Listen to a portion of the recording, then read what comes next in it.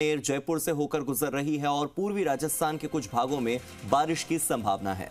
जयपुर के साथ ही भरतपुर संभाग में एक दो जगहों पर अति भारी बारिश की संभावना, यानी कि भारी बारिश से भी ज्यादा बारिश की संभावना आज जताई गई है।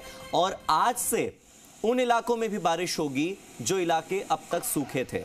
इन इलाकों में जालौर शामिल है, इन इलाकों में बाड़मेर शामिल है, इन इलाकों में जोधपुर शामिल है और इन इलाकों में जैसलमेर भी शामिल है। यानी कि अब पूरे राजस्थान में बारिश है। राजस्थान का शायद ही कोई इलाका ऐसा होगा जहां पर अब बारिश न हो। 7 और 8 जुलाई को भारी बारिश की गतिविधियों में कमी होने की संभावना है कि आने वाले अगले दिन में यानी कि 8 जुलाई को बारिश कम होगी, लेकिन आज बारिश की संभावना है। उत्तर पूर्वी राजस्थान में एक दो जगहों पर भारी बारिश की संभावना। इसके बाद 2 दिन और यानी कि 9 और 10 जुलाई से फिर से पूर्वी राजस्थान में बारिश की गतिविधियां बढ़ जाएंगी। 7 को बारिश होगी, 8 को कम, 9 और 10 को फिर ज्यादा हो जाएगी। बीकानेर संभाग में आगामी 2 से 3 दिन बादल गरजेंगे, आंधी के साथ हवा चलेगी, बारिश की भी संभावना। इसी बीच ग्रामीण इलाकों की कुछ तस्वीरें आपकी टीवी स्क्रीन पर।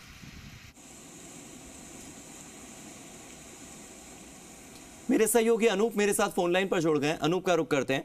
अनूप, आप इस वक्त कहां पर मौजूद हैं? आपके आसपास की स्थिति कैसी है? आपके आसपास का मौसम कैसा है? और ये बताइए कि आने वाले 3 दिनों में मौसम कैसा रहने वाला है आपके इलाके में?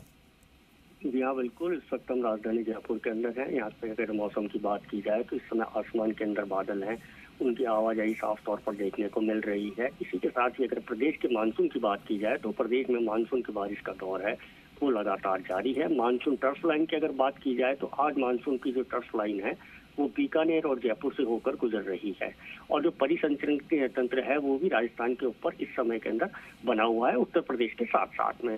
वहीं आज पूर्वी राजस्थान के कई भागों में आज बारिश होने की संभावना मौसम विभाग की ओर से व्यक्त की गई है, जिसमें जयपुर है, भरतपुर संभाग के एक दो स्थानों पर अति भारी बारिश होने की संभावना मौसम विभाग की ओर से व्यक्त की गई है।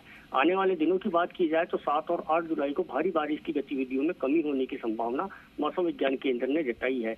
वहीं अगर बात की जाए प्रदेश के अन्य जिलों की या अन्य इलाकों की तो एक दो स्थानों पर भारी बारिश की संभावना मौसम विभाग की ओर से जताई जा रही है।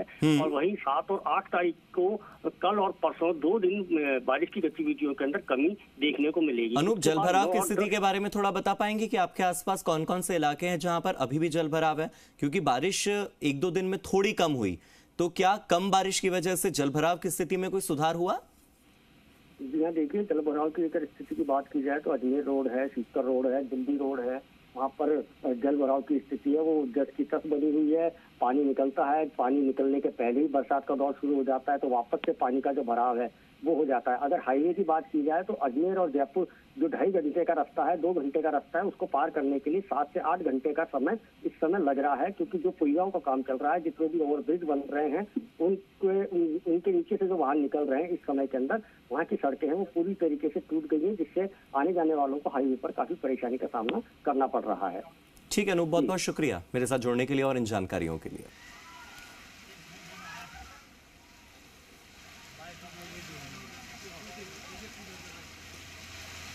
और देखिए आप ये तस्वीरें, छोटे छोटे बच्चों के लिए तो ये बारिश का मौसम लुत्फ उठाने का मौसम होता है, एंजॉय करने का मौसम होता है।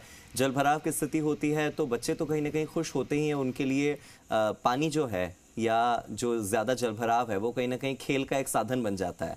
लेकिन ये जलभराव किसानों के लिए अच्छा नहीं होता, क्योंकि उनके चेहरे पर मायूसी आ जाती है।